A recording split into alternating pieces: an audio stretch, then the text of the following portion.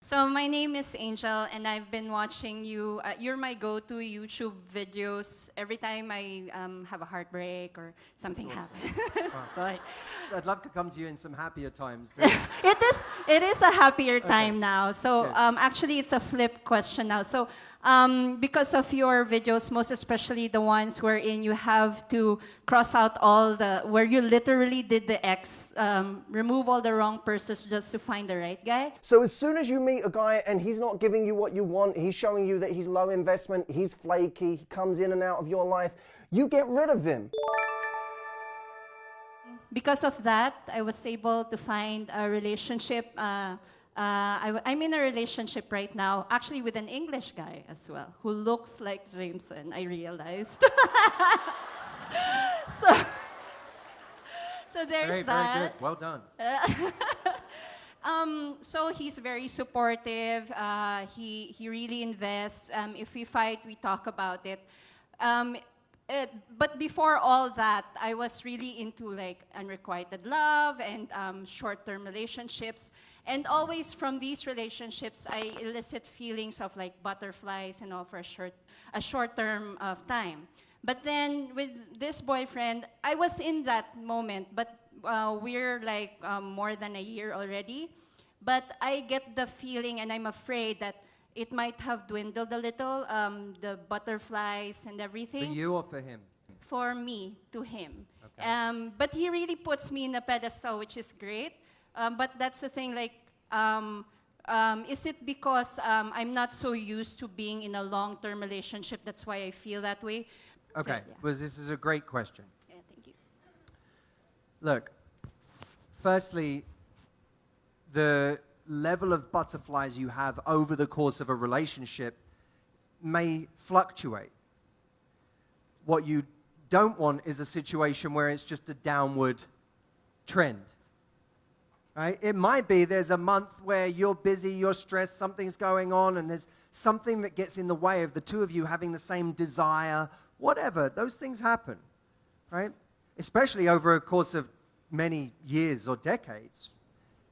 But you don't want a situation where the two of you just give in to this decline in desire over your relationship. That I don't buy.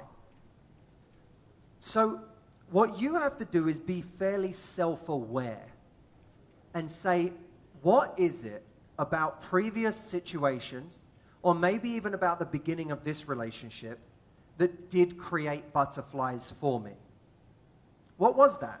Because that may have felt like an accident, but there's a formula for creating desire, right? Sometimes, for example, we go to a party with our significant other, and we just watch them talk to a group of people. And for that moment, we're not standing next to them, together with them. We're able to observe. And the observation of our partner working a room and just being charming on their own, separate from us, can be very sexy, can't it? Does everyone follow me? Can't that be a sexy moment when we see our partner from afar and not from up close? You go, oh, wow, he's a sexy guy. You know what I mean? Yes. It's like seeing your partner perform or do something or give a speech. It's like, oh, look, they're a person. They're not just mine, they're a person. And when I see them as an individual again, I'm made more aware of the space that actually exists between us. Desire exists in space. So what many of us do is we have desire for someone, we then close down all of the space until there's no longer any space, and now the fire of desire cannot breathe anymore, it needs oxygen, and we wonder why. Why? Where'd the butterflies go? They need space to breathe. So I would be looking at what were the circumstances under which those butterflies existed before? What were the moments where you watched him separate from you and said, that is an attractive man? And how could I recreate some of those moments? And how could I educate him on how to recreate some of those moments? Because sometimes we want our partners to be mind readers about everything, right? I want to have butterflies again, and you're supposed to just know how to do that. And any time you get a clue, because you may not even know everything consciously, but anytime you get a clue, that gives me that feeling. Note that down. What was it about that? Okay, let me now create more of that. Let me talk to him about that. Oh, I really liked when you did this. You have to do that. Really turned me on when you did that. And by the way, use the right language too. Right? If you say it was nice when you did that, right? But if you say that turned me on when you did that, I had someone say to me, it turns me on that you're expressive in your texts. It's so hot. Which, by the way, you wouldn't normally. It's like I wouldn't normally think this is a turn on, but this person said it's such a turn on that you're really expressive in your texts.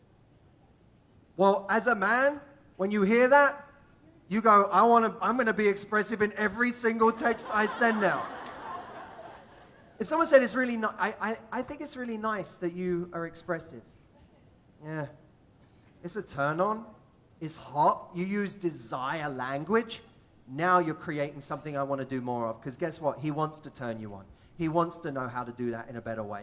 He wants clues. You don't have to make him feel small by telling him, it doesn't have to be an education. It can just be you constantly letting him know the things that work for you. And he'll learn that roadmap, learn more of that roadmap, learn more of that roadmap. And all of a sudden, he has this whole formula for how to get you. But you have to help him with that. Make sense? Makes sense a lot. All right. Thank you so much. Thank you, Matthew. Let's keep going. Let's have a couple more.